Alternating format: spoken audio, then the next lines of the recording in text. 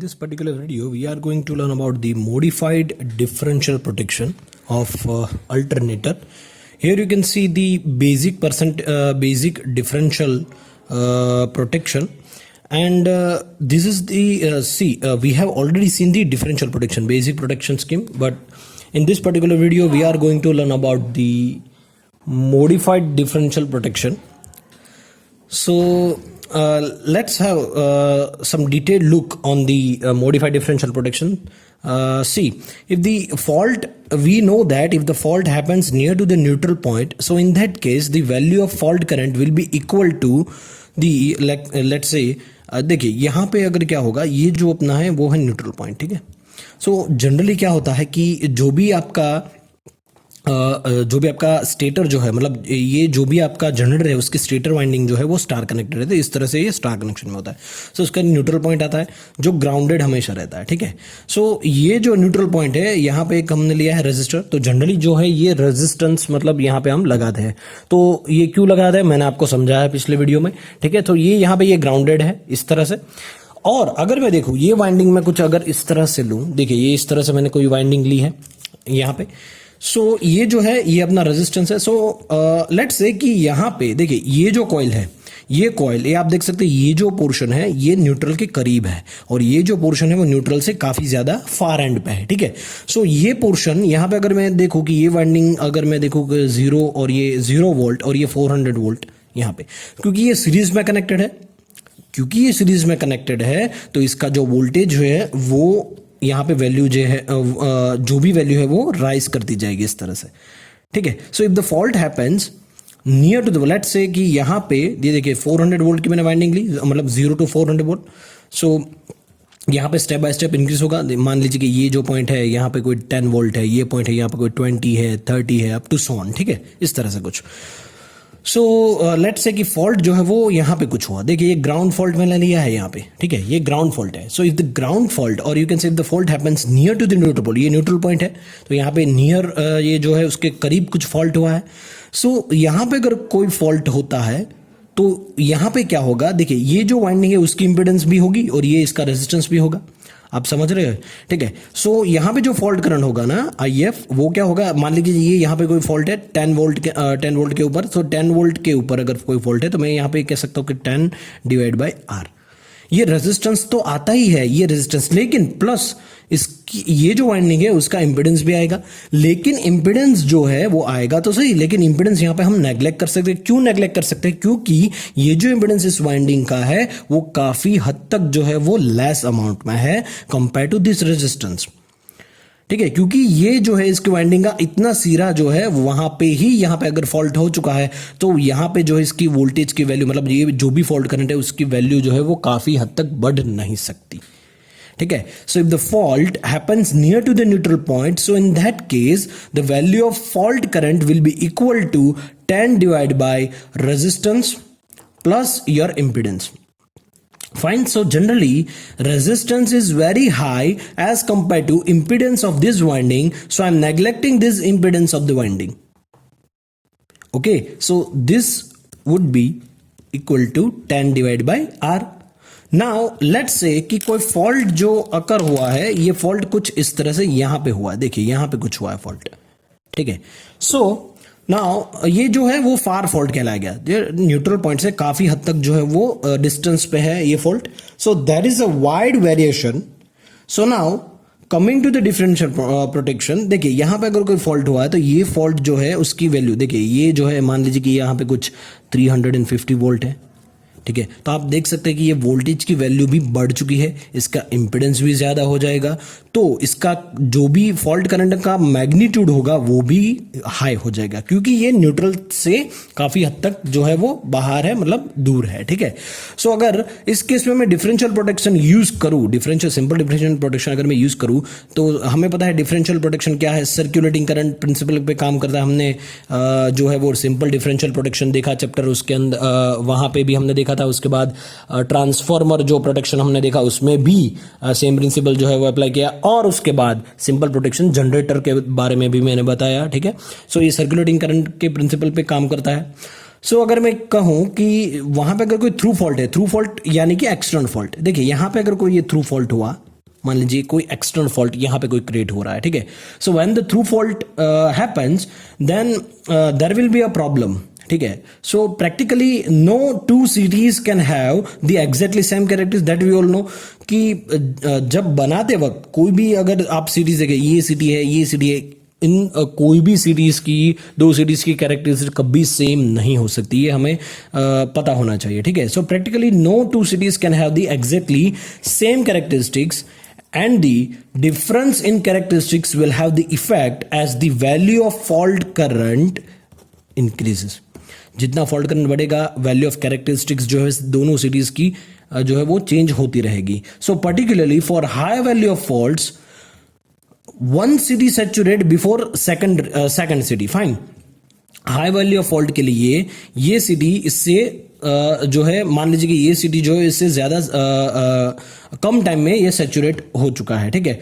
So the current produced by one city is what I1, देखिए यहां पे कोई ये है I1 और दूसरा जो होगा वो होगा ये अपना I2, ठीक है। सो इस केस में अगर हम देखें तो जो भी करंट यहां से पास हो रहा है वो ही करंट, सेम करंट यहां से पास हो रहा है। देखिए ये अगर मैं डॉट नोटेशन यहां पे लूं, ठीक है, इस तरह से, तो ये देखिए यहाँ पे ये इनकमिंग होगा, ये आउटगोइंग अपना, तो ये I1 इस तरह से आएगा, I1 इस तरह से, यहाँ से कुछ इस तरह से ये I2 आएगा और ये फ्लो होता हुआ ये I2 इधर से और यहाँ से I2 निकल जाएगा इस तरह से, ठीक है। तो यहाँ पे कोई फॉल्ट जो है वो इतना ज्यादा मतलब अफेक्ट नहीं करेगा, ये थ्रू फॉल्ट है, ये एक्सटर्नल फॉल्ट है, ठीक है। सो इस केस में क्या होगा, I1 डिफरेंस जो होगा वो जो है वो सेम नहीं होगा, ठीक है। So I1 does not equal to I2, ठीक है।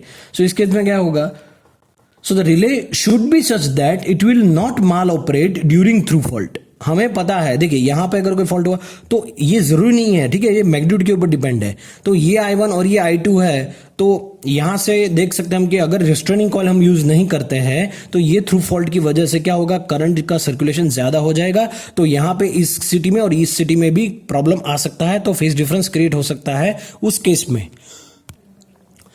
केस में जो है अगर आप रिस्ट्रेनिंग कॉइल यूज नहीं करते हैं तो सीटी जो है आपका ऑपरेट कर जाएगा, सैचुरेट कर जाएगा, ठीक है।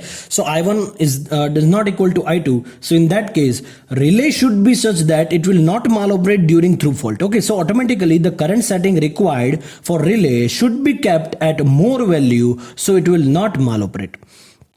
तो इस केस में क्या करना होगा कि जो भी रिले है उसका टाइम सेटिंग हमें इस तरह से रखना होगा, उसका करंट सेटिंग हमें कुछ इस तरह से रखना होगा कि ये थ्रू फॉल्ट के लिए ऑपरेट ना करे, ठीक है। ये जो अभी है वो ओवरव्यू में दे रहा हूं, क्योंकि ये जो है मैंने पूरा का पूरा वीडियो जो है वो ट्रांसफॉर्मर प्रोटेक्शन में मैंने समझा दिया है कि परसेंटेज डिफरेंशियल यानी कि बायस प्रोटेक्शन जो है, बायस परसेंटेज डिफरेंशियल प्रोटेक्शन क्या होता है, आप देख सकते हैं वहां पे पूरी जो है वो मैंने वहां पे दिखा दी है थियोरी, ठीक है। ओके,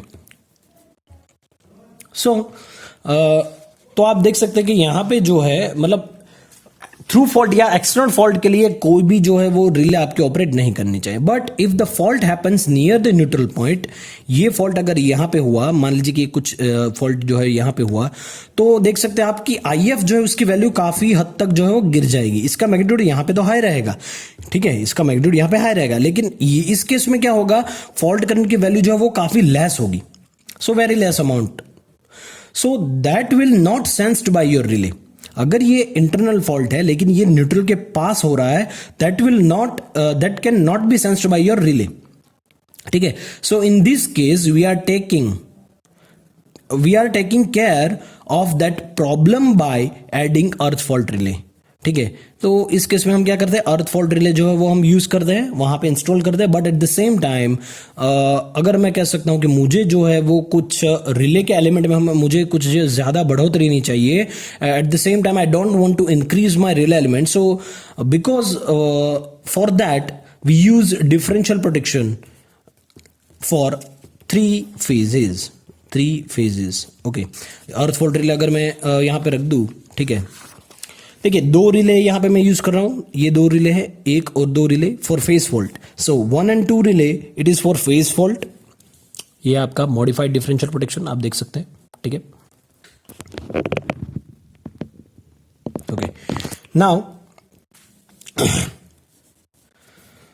ये जो 1-2 रिले है, ये 1 और 2 रिले, ये फेस फॉल्ट रिले है, और एक जो रिले मैंने लिया है वो है अर्थ फॉल्ट रिले, ये है अर्थ फॉल्ट रिले, ठीक है। सो यहां पे मैं देख सकता हूं कि ये जो है वो कुछ रेजिस्टेंस मैंने लिया, और ये जो रेजिस्टेंस है वो है बैलेंसिंग रेजिस्टेंस, बैलेंसिंग रेजिस्टर, ठीक है। सो इसका जो इंपेडेंस होगा, ये जो है इसका जो इंपेडेंस होगा वो इक्वल होगा impedance of this two. So impedance of this balancing resistors is equal to this 1 and 2 relay. Okay, got it? Star point of, देखिए ये यहां पे ये स्टार पॉइंट है, देखिए ये और ये, तो ये यहां पे ये स्टार पॉइंट है ना, तो star point of A and B and this balancing resistor is connected to earth fault relay. Now your earth fault relay is designed to operate for it about 20% of your particular setting, okay, 20% of your particular current setting, whereas face to face relay that operate at higher values of the current. okay, देखिए हमें पता है कि जो भी ये अर्थ fault relay है ये सेंस करेगी सिर्फ जीरो सीक्वेंस करंट को।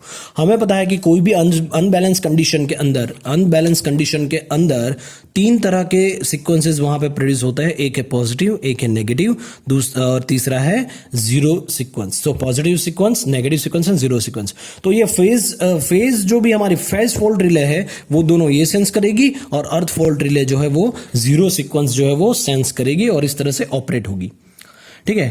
सो जब भी कोई फेस टू फेस फॉल्ट होता है तो उसका मैग्नीट्यूड जो है ना वो काफी ज्यादा रहता है, ठीक है। फेस टू फेस फॉल्ट होता है, उसका करंट का मैग्नीट्यूड है वो काफी हद तक जो है वो बढ़ जाता है, ज्यादा होता है, ज्यादा रहता है। लेकिन जीरो जो अर्थ ग्राउंड फॉल्ट है वो उतना होता है वहां पे फॉल्ट करंट, लेकिन इतना ज्यादा नहीं होता जितना कि फेस टू फेस फॉल्ट के अंदर होता है, ठीक है। सो अगर मैं कुछ ये बात ले लूं कि यहां पे जो है कुछ मैं एक्सटर्नल फॉल्ट की जो है वो बात करूं दो रिले के बाद में, देखिए यहां पे कुछ एक्सटर्नल फॉल्ट, लेट्स से कि एक्सटर्नल फॉल्ट कुछ यहां पे हुआ।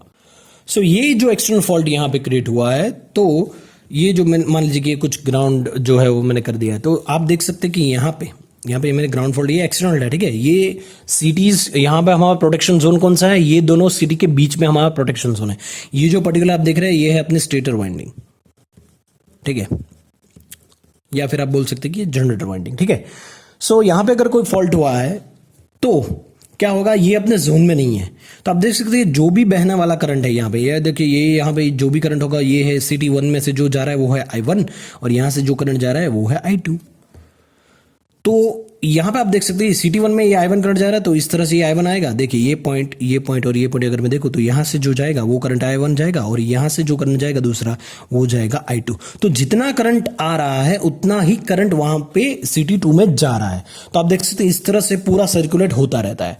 सो यहां पे मैं देख सकता हूं कि यहां पे जो भी I1 और I2 है वो दोनों इक्वल है। क्या है, जितना I1 आ रहा है उतना ही I2 जा रहा है ना, क्योंकि फॉल्ट तो यहां पे है, फॉल्ट एक्सटर्नल साइड में है, तो यहां पे तो कोई दिक्कत नहीं आएगी ना, सिटी के करंट में कोई भी जो है वो दिक्कत नहीं आएगी, वो सही नहीं रहेगा। सो I1 और I2 क्या हो जाएगा इस केस में, I1 और I2 इक्वल हो जाएगा। तो यहां पे I1 is equal to I2 है, दैट मीन्स कि आपकी रिले जो है वो ऑपरेट नहीं कर पाएगी, क्योंकि यहां पे डिफरेंस चाहिए ना, लेकिन यहां पे डिफरेंस नहीं मिल रहा है। अब देखिए कि इंटरनल फॉल्ट के अंदर क्या होता है। तो अगर मैं देखूं कि यहां पे कोई अगर इंटरनल फॉल्ट, देखिए यहां पे ये जो फॉल्ट करंट जा रहा है, देखिए कुछ इस तरह से अगर मैं दिखाऊं, मेरे पास दूसरा, ठीक है, हाँ देखिए इस तरह से अगर मैं कुछ दिखाऊं यहां पे आपको कि इस केस में ये देखिए न्यूट्रल है, ये रेजिस्टर है, ये अपना बैलेंसिंग रेजिस्टर, और ये अर्थ फॉल्ट रिले है, ये दोनों अपनी क्या है, फेस फॉल्ट रिले, ये क्या है, phase fault relay, phase to phase fault relay. So अगर यहाँ पे कोई इंटरनल फॉल्ट हुआ था, देखिए यहाँ पे कोई इंटरनल फॉल्ट हुआ, ये ग्राउंड हो गया, ठीक है, यहाँ पे कोई इंटरनल फॉल्ट हुआ, वो इंटरनल फॉल्ट की वैल्यू है IF, और यही करंट इस तरह से कुछ फ्लो हो रहा होगा, तो ये करंट जो है वो ज्यादा यहाँ पे जाने की ट्राई करेगा ना, ठीक है, इस तरह से जाने की ट्राई करेगा। और यहां पे अगर फॉल्ट है तो इस तरह से जो भी जाने वाला करंट जो I2 था, देखिए ये यहां पे जो जा रहा है वो करंट है, उसकी वैल्यू भी बढ़ जाएगी ना, क्योंकि यहां पे मैग्नीट्यूड जो है वो बढ़ जाएगा। ये फॉल्ट करंट को हमें क्या करना है, उसको सप्लाई करना है ना, फॉल्ट करंट को सप्लाई करना, तो ये हो जाएगा अपना I1। और यहां से अगर मैं देखूं तो ये करंट अपना हो जाएगा I2, क्या हो जाएगा, ये अपना I2। तो ये I1 करंट यहां से आ रहा है और ये I2 करंट इस तरह से जा रहा है, तो I1 और I2, सो I2 इस तरह से जो है वो पास होगा, और और यहाँ पे जो आया, यहाँ पे अगर ये करंट जा रहा है तो ऑब्वियसली यहाँ से भी जाने वाला करंट जो उसके अंदर भी डिफरेंस आएगा ना, ठीक है, तो I2 करंट में भी डिफरेंस आ जाएगा। तो इस केस में अगर मैं बोलूं कि यहाँ पे फॉल्ट जो है वो सप्लाई हो रहा है सिर्फ CT1 से, so fault that is supplied by CT1 only, this is CT1, this is CT1 only, so that means difference of current will pass through this particular relay, that means I1 minus I2, ठीक है, क्या हो जाएगा, difference होगा, सो I1 minus I2 इस तरह से यहां से पास होगा इस फेज फॉल्ट रिले में से। अगर इसमें से ये पास हो रहा है तो हमें पता है कि sum of the current will pass through this particular relay, okay. हमें पता है कि जो भी पॉजिटिव सीक्वेंस होता है वो 120 डिग्री फेज शिफ्ट होता है, पॉजिटिव और नेगेटिव दोनों, और जो जीरो है वहां पे कोई फेज डिफरेंस नहीं होता, जीरो होता है, ठीक है। सो अर्थ फॉल्ट रिले जो है वहां पे आप 85% वाइंडिंग को प्रोटेक्ट कर सकते हैं, अपनी 85% वाइंडिंग को आप प्रोटेक्ट कर सकते हैं। देखिए यहाँ पे I1 माइनस I2 जो भी ये डिफरेंस आया वो डिफरेंस इस तरह से कुछ आएगा, ठीक है।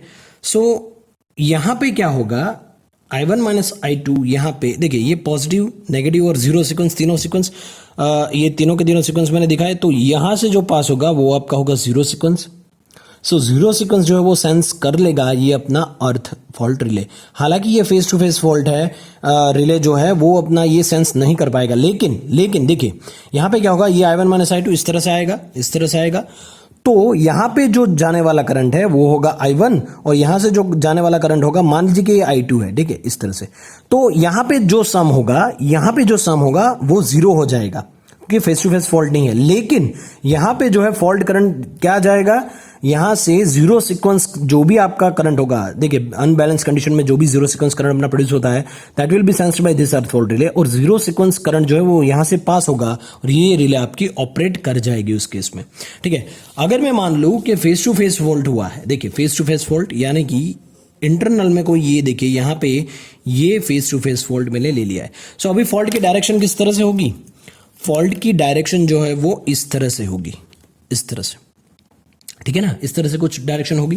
तो आप देख सकते हैं कि यहां पे अगर ये फॉल्ट, देखिए ये फॉल्ट अगर IF है, सो फॉल्ट की डायरेक्शन जो है वो कुछ इस तरह से हो जाएगी कि आप देख सकते हैं कि यहां पे जो है ये पहले जो I1 माइनस I2 था ना, यहां पे ये फेस टू फेस फॉल्ट हुआ, so phase to phase fault हुआ यानी कि इस तरह से इस डायरेक्शन में, तो ये भी CD यहां पे अपना इफेक्ट हुआ, ये CD भी इफेक्ट हुआ कि नहीं हुआ, ठीक है। सो दोनों सीरीज यहां पे क्या हो रहा है, अफेक्ट हो रहा है, और ये भी अफेक्ट हो रहा है। सो यहां पे लगी हुई रिले, देखिए ये रिले यहां पे और ये दूसरी जो है वो कंबाइन यहां पे इस तरह से, और यहां पे जो रिले लगी है इस तरह से, ठीक है। तो इस केस में क्या होगा कि आपकी जो पॉजिटिव और नेगेटिव सीक्वेंस जो है वो यहां पे उसका सम जो है वो जीरो नहीं होगा, सो दैट्स व्हाई यहां से आपका करंट जो है वो फेस फॉल्ट रिले सेंस करेगी जो भी फॉल्ट है वो। देखिए इस तरह से कुछ आएगा ना, ये I2 है, सो इस तरह से कुछ जाएगा ना, ठीक है ना, फॉल्ट करंट इस तरह से आएगा, यहां से आके इस तरह से जाएगा ना, इस तरह से, ठीक है। सो यहां पे अगर मैं देखूं कि फेस टू फेस फॉल्ट जो भी है उसका मैग्नीट्यूड जो है वो काफी ज्यादा हाई रहता है, ठीक है। सो यहां पे अगर मैं देखूं को जो भी A है, मतलब ये जो 1 है, 1 will operate for the face fault, देखिए तो कब ऑपरेट होगा, तो 1 रिले जो है ना वो ऑपरेट होगा आपके फेस टू फेस यानी कि R और Y के बीच में अगर फॉल्ट हुआ तो, उसके बाद R और B के अंदर भी फॉल्ट हुआ तो भी वो जो है वो ऑपरेट कर जाएगा, और ये सेकंड जो है वो कब ऑपरेट करेगा, वो ऑपरेट करेगा B और Y के बीच में और B और R के बीच में। आप देख सकते हैं कनेक्शन, ठीक है, इस तरह से कुछ। सो ये अपना है R, अपने ये है Y और ये है B, इज दैट राइट, ठीक है। So this is all about the modified differential protection. So modified differential protection में क्या होता है कि यहाँ पे जो है हम यूज करते हैं वो है अर्थ फॉल्ट रिले, और ये दोनों जो है वो phase to phase fault relay जो है हम यूज करते हैं। तो combination of this particular, this 4 actually, okay, combination of these 3 and it is in series with this particular earth fault relay. So this is all about the modified differential protection of generator. Thank you.